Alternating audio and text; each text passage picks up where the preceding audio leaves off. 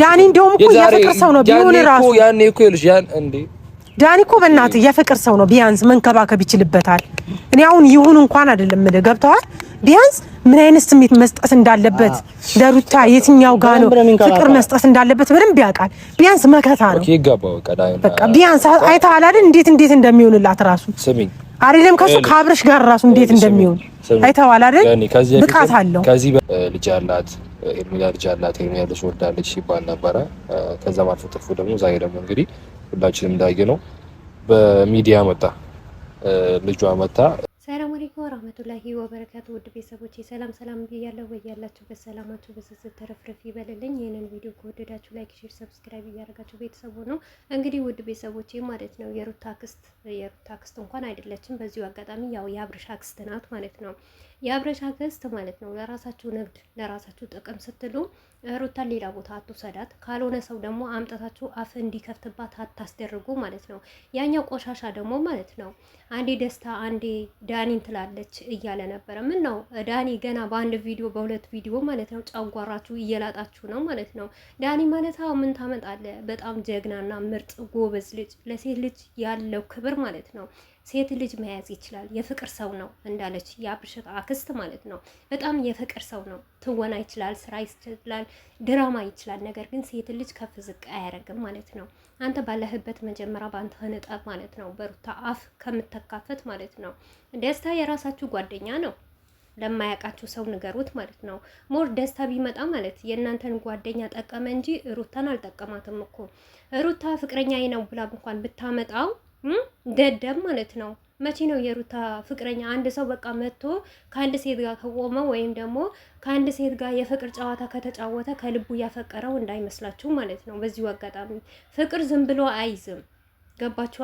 ደስታ ሩታና ደስታ በምንም አይነት የፍቅር ግንኙነት የላቸውም። ዳኒም ሩታ ምንም አይነት የፍቅር ግንኙነት የላቸውም።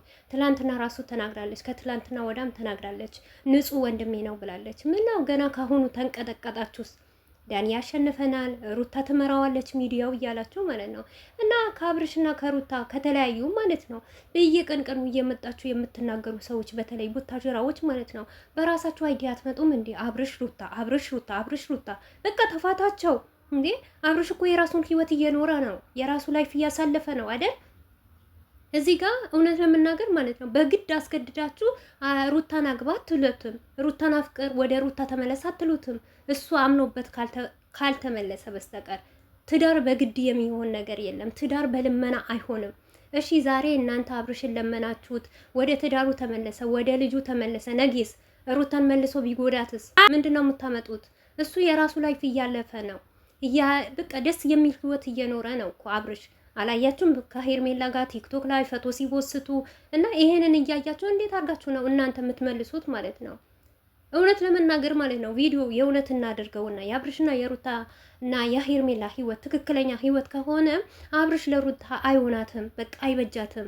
ነገ ከሄርሜላም ጋር ቢጣላ ለምናችሁት ለማምጣችሁት ሩታ ትሻልሃለች፣ ቤትህ ትዳርህ ይሻልሃል፣ ተመለስ እንኳን ብትሉት ከሄርሜላ ተጣልቶ እንኳን ሩታን መርጦ ቢሄድ የለመደ ልቡ ወደ ውጭ መውጣት አይቀርም፣ ሌላም ሴት ማምጣት አይቀርም።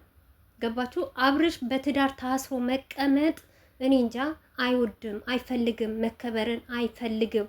በዛ ላይ ደግሞ እንደምታውቁት ማለት ነው የሸገር ልጆች የትኛቸውም ወንበዴ ናቸው። ሴቶችን ብትሉ ወንዶችን ብትሉ ሴቱም ከማንም ጋር ቀናው ይሄ ቦርጩን እየከፈተ ጭንቅላቱን እየከፈተ የፈረደበት ይሄ የፍየል ጭራ አለ። በቃ ይሄንን የፍየል ጭራ ጭንቅላታቸው ያተክላሉ። ከማንም ወንድ ዘለው ነው የሚገቡት ማለት ነው። የአዲስ አበባ ልጆች ማለት ነው። ወንዶችም ደግሞ እንደዛው ማለት ነው። ሱፋቸው ይለብሳሉ፣ ልብሳቸው ይለብሳሉ፣ ባዝሊላቸውን ይቀባሉ፣ ይወጣሉ። ከየትኛውም ሴት ጋር ውለው ነው የሚገቡት ማለት ነው። አብርሽ ደግሞ ከቡታጀራ ወደ ሸገር ከገባ በኋላ የነሱ ጸባይ ይዘዋል ማለት ነው። ገባችኋ? እንጂ አንድ ሰው ባለ ትዳር ከሆነ ትዳሩ ፈቶ እንኳን ያዝናል፣ ይደብራል። ለምን እንደዚህ ሆንኩ ከምስቴ የተለያየውበት ምክንያት ምን ይሁን? ሩታን እኔ ምን ባጥፋት ነው ምን ምበድላት ነው በዚህ ናክል የጨከነችብኝ ይቅርታዬን ላትቀበል የቻለችው? እኔስ ደግሞ የሩታን ይቅርታ መቀበል እንዴት አቃተኝ?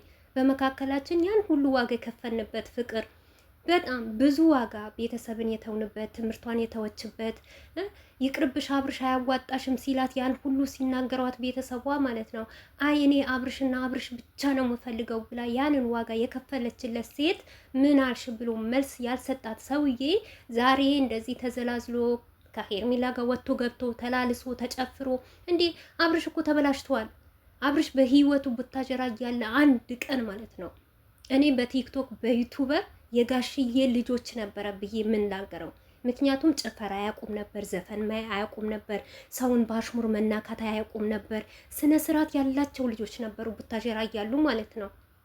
አሁንስ አብርሽ የሌለበት ጸባይ፣ መጨፈር፣ መዝፈን፣ ማንገላታት፣ ማማለል፣ ሴት ልጅ በአደባባይ ሰውነትሽ፣ ቂጥሽ፣ ምንሽ እያለ ማለት ነው። እና በትዳር መግባት አይፈልግም።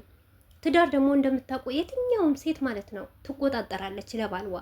የት ዋልክ፣ የት ገባህ፣ ዛሬ ምን ሰራህ፣ ምንድነው ትዳርህስ፣ ልጅህ፣ ቤትህ፣ ለምን አረፈትክ፣ ስራ ይዘህ ነበር ወይ፣ የተለያዩ ጥያቄዎች ታቀርባለች በትዳር መካከል ማለት ነው። ይሄ የኛ ባህላችን ነው፣ የማንም ሳይሆን በቃ ይሄንን የምታረገው ሴት የምትቆጣጠረው ሴት ስለምትወደውና ስለምታፈቅረው ትዳሩን ስለምትፈልገው ማለት ነው። ትዳር የማትፈልግ ሴት የራሱ ጉዳይ ነው፣ በፈለገበት ሰዓት ይግባ፣ በፈለገበት ሰዓት ይውጣ፣ እኔ አይመለከተኝም ነው የምትለው። አብርሽ ደግሞ እነዚህ ቁጥጥሮ ስላለበት ነው መሰለኝ በትዳር መታሰርና በትዳር አልፎ ቁጭ ማለት አይፈልግም ማለት ነው። አንድ ወንድ ልጅ ትዳር ከያዘ በኋላ ትዳር ከመሰረተ በኋላ የሴት ጓደኛ ቀርቶ የወንዱ ጓደኛ አትኖረውም። እኔ እንደማቅ ማለት ነው። በቃ የበፊት የነበረው ላይፍ ይቆማል። ትዳር ሌላ ነው፣ የበፊት የነበረ ላይፍ ሌላ ነው ማለት ነው። አሁን ትዳር ተመስቻለሁ፣ የራሴ የሆነ አላፍትና አንድን ሴት ባላፍትና አምጥቻለሁ፣ ከቤተሰቧ ለጥዬ እኔ ያኖርሻለሁ፣ እኔ እችልሻለሁ፣ እኔ እንከባክብሻለሁ ብሎ ነው ወንድ ልጅ ወደ ትዳር የሚያስገባት አንድ ሴት ማለት ነው። ነገር ግን እንደ ሩታ እየመጣ ማንም እየጨፈረባት ማንም አስተያየት እየሰጠባት ዝም ብሎ የሚያይ ወንድ፣ በዛ ላይ ደግሞ በላይዋ ላይ ሴት እያመጣ የሚያጋምጥባት ሴት የሚያመጣ የሲምባት ባል እኔ እንጃ ባል ነው ብዬ አላምንም። ስለዚህ እባካችሁ ተዋት፣ ኑሮዋን ትኑር፣ የራሷን ኑሮ ትኑር፣ የራሷን ህይወት ትቀጥል። እንዴ የትኛው አገር ነው ያገባች ሴት ሌላ ላይፍ አያምራትም አላችሁስ እናንተ? ከአብርሽ ሌላ ውጭ ወንድ የለም አላችሁ እኮ። ሁልጊዜ በልመና ሁልጊዜ ለምን ሁልጊዜ ከህይወታቸው ውጡ። አይውጡ፣ ያብኩ፣ ይቀመጡ። እንዴ የሚያገባችሁ ነገር የለም። እናንተ የፈለጉት ነገር ይበሉ። አብርሽና ሩታ በቃ ተለያየን። እነዚህ ሁለቱ ትዳሩን ካልፈለጉት እናንተ ወጣችሁ 10 ቪዲዮ ብሰሩ እኛ 10 ብንናገር ምንም የሚጠቅም ነገር የለም፣ ፋይዳ የለውም፣ ገለባ ነው ማለት ነው። ይሄ ነገር የሚኖሩት የሚያረጉት ሁለታቸው ብቻ ናቸው፣ አብርሽና ሩታ ብቻ ናቸው ማለት ነው። ትዳሩን ሲፈልጉት መኖር እነሱ ሲፈልጉ ደግሞ መራራቅ፣ በቃ አለቀ። ምንም የሚያግዳቸውንም ነገር የሚያሳስራቸው ነገር ከሌለ ሩታ የራሷ ህይወት ትኑር። ሩታ እንደዚህ ያላረግሽም እንዲህ ያላልሽም እንዲህ የሷ እንደውም እሷ ነው እኮ ወደ ታች የምታረጉት ማለት ነው። የሷ ዘመን ነኝ ብላችሁ የምትመጡ ሰዎች ማለት ነው። ስነ ስርዓት ለምን አይኖራል?